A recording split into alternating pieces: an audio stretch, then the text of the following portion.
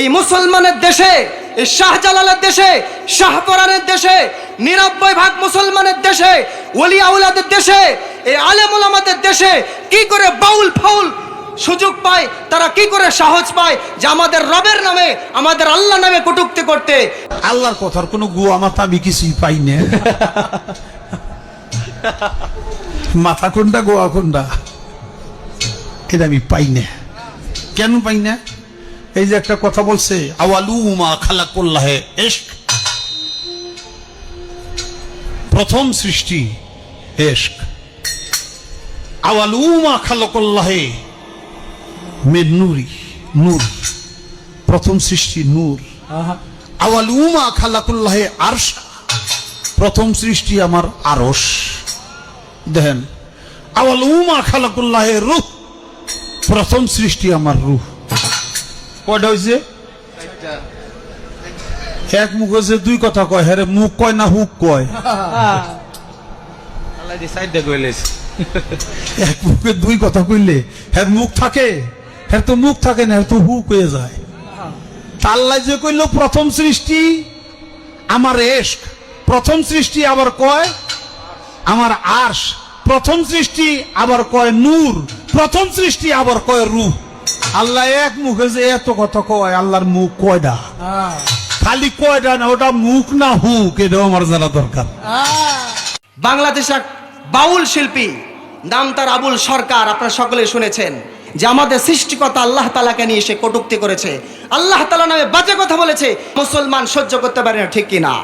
সে যদি আমার চাচাও হয়, সে যদি আমার মায়ের পেটের ভাইও হয়, বাবার নামে কেউ কথা বললে আমরা সহ্য করতে পারি?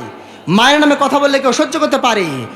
বাংলাদেশ এক বাউল শিল্পী, নাম তার আবুল সরকার, আপনারা সকলে শুনেছেন।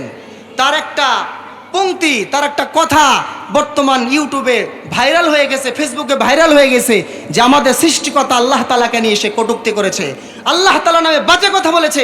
সেই কথাটা বলতেও আমার এখন খারাপ লাগতেছে, কথাটা অনেক লজ্জার কথা। এই মুসলমানের দেশে, এই শাহজালালের দেশে, শাহপরানের দেশে, ৯৯% মুসলমানের দেশে, ওলি আউলাদের দেশে, এই আলেম ওলামাদের দেশে কি করে বাউল ফাউল সুযোগ পায়, তারা কি করে সাহস পায় যে আমাদের রবের নামে, আমাদের আল্লাহ নামে কটূক্তি করতে? মুসলমান এখনো সময় আছে, আমাদের ঐক্যবদ্ধ হতে হবে, এক কাতারে দাঁড়িয়ে এই সমস্ত বাউল ফাউলকে আমরা আর কোনো সুযোগ দেব না। আমরা ইতিপূর্বে দেখে এসেছি, আমাদের রসুল নামে কটূক্তি করেছে, আমাদের ইসলাম ধর্ম সম্পর্কে কটূক্তি করেছে, আমরা প্রতিবাদ করেছি, প্রশাসন তাদেরকে গ্রেফতার করেছে, কিন্তু তাদের সুষ্ঠু বিচার আমরা দেখতে পাই নাই, তাদের কোনো বিচার প্রকাশ্যে আমরা পাই নাই। এখনো বাউলকে গ্রেফতার করা হয়েছে, তাকে ছেড়ে দেওয়ার জন্য অপচেষ্টা চালানো হচ্ছে। যারা তাদের দলে আছে, আমরা বলবো, তোমাদের আল্লাহ যদি আমাদের আল্লাহ হয়ে থাকে, ও প্রশাসন তোমাদের আল্লাহ যদি আমাদের আল্লাহ হয়, ও পুলিশ ভাই তোমাদের নবী যদি আমাদের নবী হয়, ও প্রশাসনেরা তোমাদের আল্লাহ যদি আমাদের আল্লাহ হয়, তোমাদের নবী যদি আমাদের নবী হয়, তাহলে এই বাউলকে প্রকাশ্যে আমরা শাস্তি দেখতে চাই। কথা বলেন ঠিক কিনা? সুতরাং রব্বুল বলতেছেন, আলা লাহুল খালকু ওয়াল আমর, তাবারাকাল্লাহু রব্বুল আলামিন। জমিন হচ্ছে আল্লাহর, সুতরাং এই জমিনে আল্লাহ তাআলার আইন চলবে। কার আইন চলবে?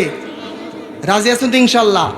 আল্লাহ রব্বুল আলামিন আপনাকে আমাকে সকলকেই ইসলামের পক্ষে, কোরআনের পক্ষে থাকার তৌফিক দান করেন। আমিন।